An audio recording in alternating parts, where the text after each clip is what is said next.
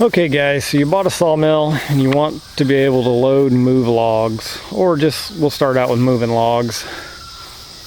I'm gonna tell you, these are just my opinions after operating this kind of equipment. With our Woodmizer brand sawmill, this could apply to different sawmills, or maybe it doesn't. And it's just my opinion. Take it for what it's worth. This is what I've learned over operating this mill since almost 2001, maybe 2002 time frame. We've had this mill. So, and we've run it personally and professionally, sawing for people and sawing just for ourselves. So I'll start with probably where a lot of people start with, a small tractor. And this is a tractor we had that we used down on a small farm in Georgia actually, and we ended up bringing it up here. It's undersized, it doesn't have a front end loader, it's only 2-wheel drive. Not ideal for this type of work really. Turf tires, it is nice for working in grass. You don't destroy, if you're in somebody's yard, you don't destroy their yard. You don't destroy your own yard. We have a heavy duty, we've got a hitch on it right now, so we're dragging our trailer around that we're storing our cut wood on. We've got a heavy boom pole that I designed out of square tubing that'll pick up and handle pretty good sized logs. It would be better if it had a front end loader on it, but I will make this, you can put a front end loader or get a tractor that's similar size with a front end loader. You got to have 4-wheel drive because there's just no weight on the back tires. And then it doesn't take long to work one of these, picking up logs. I've seen tractors this size used in tree services and things like that, or even slightly bigger, used around tree services for cleaning up the wood they cut and loading it into dump trailers or dump trucks, whatever. It doesn't take long to wipe out the front axle. The bushings and bearings and the hubs, the seals start going bad. The front axles of these things are just not designed to be picking up heavy loads and driving around with them day in and day out. So you can do it once in a while, sure, that's fine. But long-term use, if you're planning to use your sawmill a lot, it's just going to wear it out. Now we will use this hitch attachment here, wrap a chain, hook a chain into the top, use a pair of tongs on the pole or a log. We'll pick them up just enough off the ground to be able to drag it around.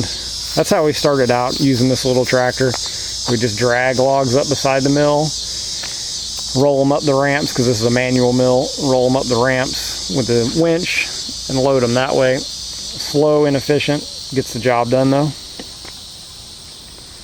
Or if you had the hydraulic log loader, you could do the same thing, roll it up there, roll it onto the arms of the log loader and load it hydraulically. Still, it's just kind of slow to be dragging things around. Not always. If you happen to grab we like to saw small end down to the big end. So if you grab the wrong end or it's just not positioned well, it's like in this area, it'd be real aggravating to turn this around in a tight area with a tractor. When we started getting into more professional work, doing sawing for other people at their places or bringing their wood to our place or even having them drop it off, that's when we picked up this F450 boom truck. It's been very handy. I mean, even having equipment, having to work on equipment, having a boom is very handy.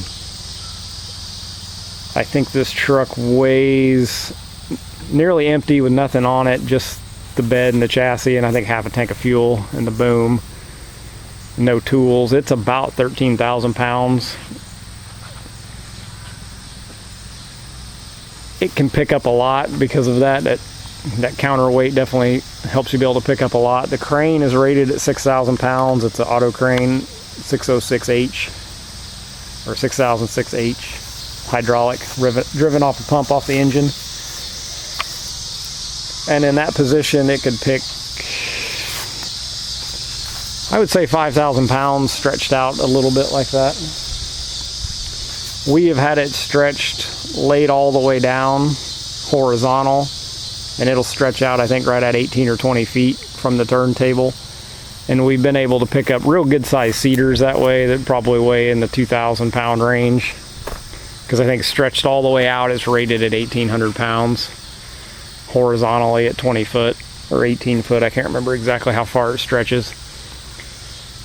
Especially for going to somebody's place to pick something up, this thing is just about as good as you can get, because you don't have to haul a piece of equipment on a trailer, then try to load up the trailer, then load the equipment back up, because if it's big logs, you're not going to be able to do that. You're going to have to leave the piece of equipment behind while you go home, dump the logs, and then come back for the piece of equipment. We've done that before with this tractor, and it just eats up a lot of time when you're trying to make money. It's just not very efficient. So the boom, it just lets you go load and go, and even you can load. We've loaded real heavy stuff in the back of the bed there. And there's a video, I think, of me over at my dad's house cleaning up a log, and we brought some of those logs back here to cut up for firewood. So you can see the boom in operation and get an idea for how fast that thing is. I will interrupt my video and add this clip in when I'm talking about the truck. I forgot, as I'm putting things up, I just wanted to make another point. We did have a previous crane that was basically the back half right there of a service bed, and it was cut off right at the cab, and they turned it into a trailer, and it had a 5,000 pound boom on it that I think it might have stretched out 12 or 15 feet, which seems like a lot, but when you're trying to reach out and handle logs, it's just not that far to be able to. This one stretches out, and I'll go over here and look at the load chart real quick, because I'm pretty certain with it's right at 20 foot with, yep, it'll focus in. Yep, stretch out to right at 20.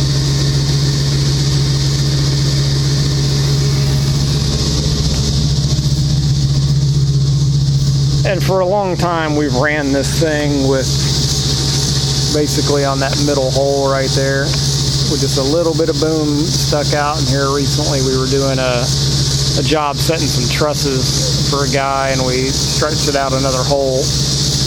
You've got your manual adjustment right there, and then this is all hydraulic right here. So hydraulic slide. And then I would say get one with a hand controller, because this has got enough cable. I can walk out here, use the controller, and control my load with the other hand. Sometimes, because these logs won't pick up perfectly balanced, so you'll need to put your hand on one end, on the light end of the log, and just keep it pushed down to keep the log flying level. So,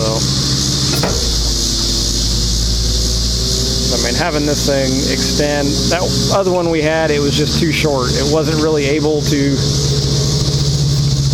if you're set up like this, sometimes it would even, we're not super close to the pile, but we're pretty close to it. But if you couldn't get real close to a pile, or you had to reach over and get something on the very back side, it was just really stretching that setup.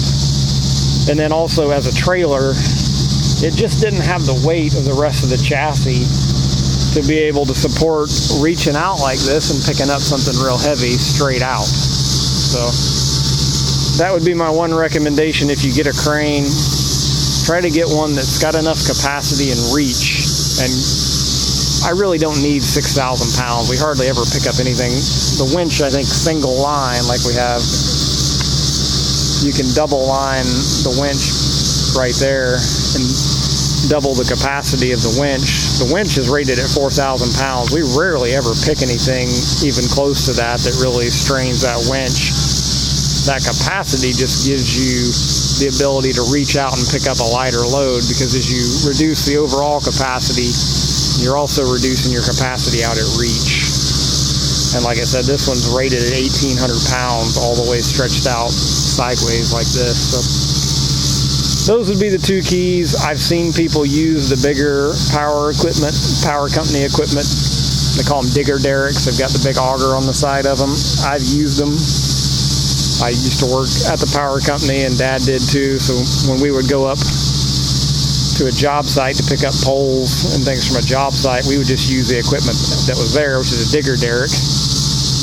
And they've got a ton of capacity, and they're a little faster too than these service style cranes. But the thing is, it takes two people to run them.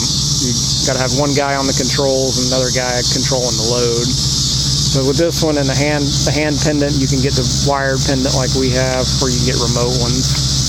See, one guy can run this operation pretty easy. So those would be the couple keys I would say about if you're going to buy a crane. Look for a crane similar to this.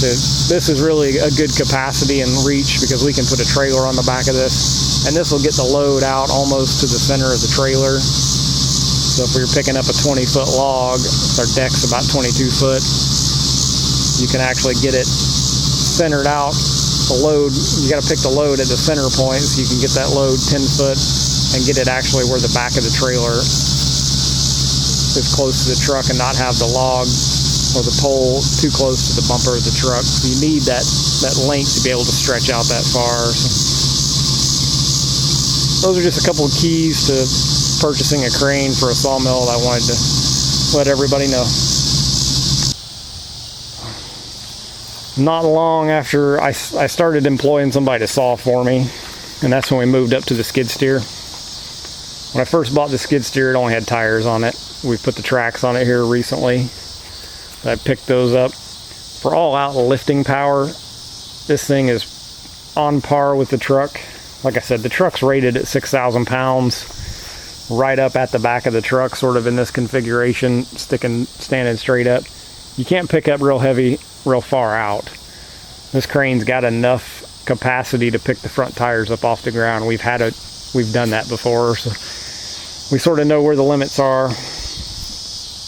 The skid steer here, I think, will pick up, it's a 270, so it's rated at 2,700 pound capacity. I think it'll hydraulically limit around 4,000, 5,000 pounds in that neck of the woods. I know it'll pick 4 for sure. I think it'll get close to 5 before it starts blowing relief. So for just brute strength and picking stuff up, it's got an advantage, and somewhat on efficiency too, because we'll put a set of pallet forks on it and run around with pallet forks and pick up. You can pick up 2 or 3 logs at a time, especially if they're small. You can pick 2 to 3. Even the big ones, you can pick 2 and run around. If they're not real long, say 10, 12 foot, 24-inch diameter logs, it'll pick up 2 without too much problem and run around.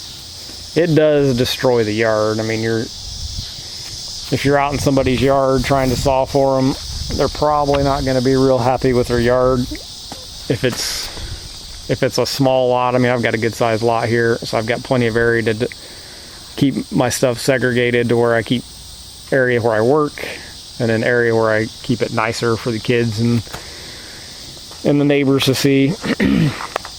But if you went to somebody called you up and said I had a tree cut down and they've got a, say, 1/4 acre, half acre lot, little small area, and I've had this where they want us to saw, I'll usually tell them I'm just going to pick it up and bring it home, because it's hard not to age. It gets sawdust everywhere, and this stuff will kill grass pretty quickly. So we do tarp our areas and try to clean up our sawdust.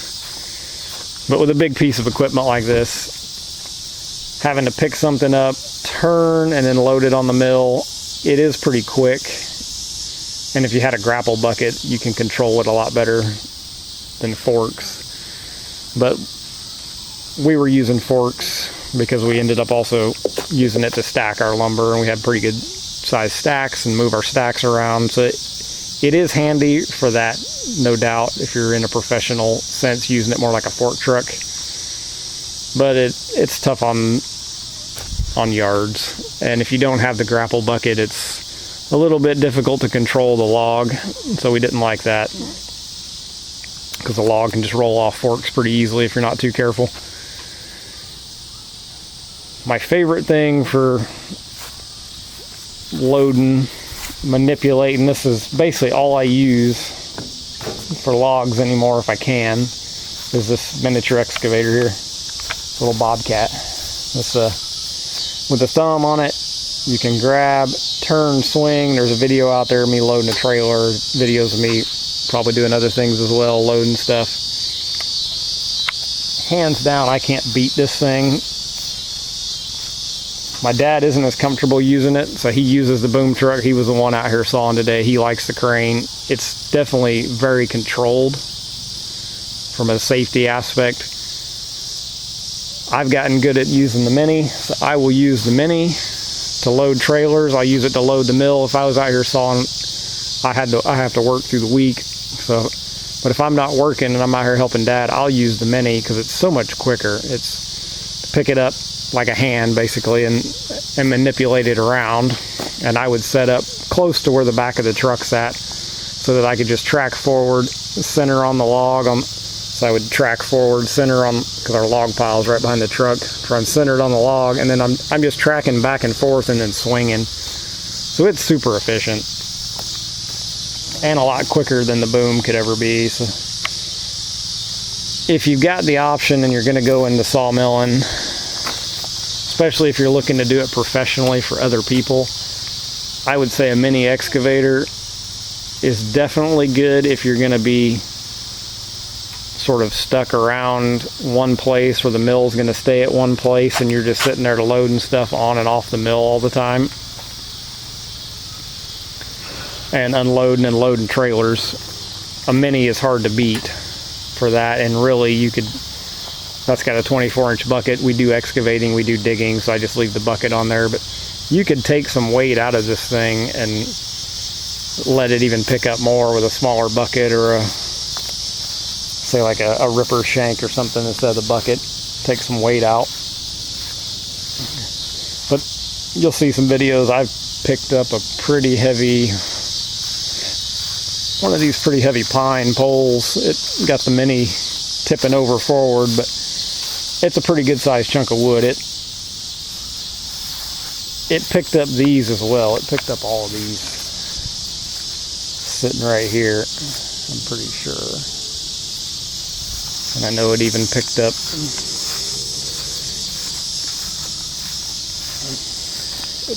this good size log right here. These are over stored at a buddy's house. We put the Mini on the trailer and drove over there, and I never even unloaded the Mini from the trailer. I just put the jack leg down on the trailer, reached off the side of the trailer and loaded them and put them on the front of the trailer, and that they're only 8 foot wide. So I could put them crossway across the deck. So you can take it and do stuff with smaller logs if they're not real long, and load and not have to leave the Mini behind. So that's just my experience with this equipment and how it's used and how I've managed to use it. I would say somewhat successfully. I'm not in the professional sawmill business anymore. It's not something I particularly enjoy. I would rather do excavating. Dad still enjoys doing sawmilling, but not professionally for other people. He likes to do stuff for himself. I will help a neighbor here and there on certain things. I said I'm sawing some trailer boards right now for a neighbor. That's what's on that trailer deck. And that trailer deck there has a couple boards we needed to replace anyway, so we're sawing for ourselves and for them. And then this is my last probably commercial saw, is some red cedar here. We're gonna saw this up into 2-inch slabs for a guy that runs a local tree service here. And these have sat at the property for almost a year and a half, maybe 2 years now. They've been sitting for a while. He's been too busy to mess with it. I've been too busy to mess with it. But I'm going to go ahead and, we've touched base and talked on it from time to time. We just haven't been able to find the time. So I'm just going to go ahead and saw it at 2 inches. He told me what he wanted. So I'm going to go ahead and get that done and get that over to him. And that'll be sort of my last bit of wood. Everything else that's laying around is stuff I have for personal needs, or maybe firewood is what some of it will turn into if we don't use it. We do a lot of these poles are probably going to turn into a carport like we have over on the other side of this building. So we're planning a carport basically on this side of the building, similar to what we have over here, to be able to store all of our equipment and our attachments and everything under it. So I just wanted to, while we had this equipment out, I just wanted to do this video and let you guys get a feel for what we've used and what we kind of think works good for us and what doesn't. We've got the mill covered up because I think it's supposed to rain tomorrow. And I'm fixing to rack the boom up, and I'll probably leave this stuff out in the yard because it probably needs a bath, but it's all covered in dust. But hope you guys enjoyed the video. I know it's a lot of talking, a lot of rambling, but just wanted to get my thoughts out there, and hope you guys don't have to struggle through some of the things we've struggled through over the years, or trying to make your guys' lives a little easier just by giving out a little bit of knowledge on something that I'm definitely not going to be professionally pursuing anymore. So, hope you guys enjoyed. Like and subscribe. We'll be putting out more videos, some related to sawmilling, probably little odd and end jobs and excavation and working on equipment. So if you like that, subscribe. Thanks.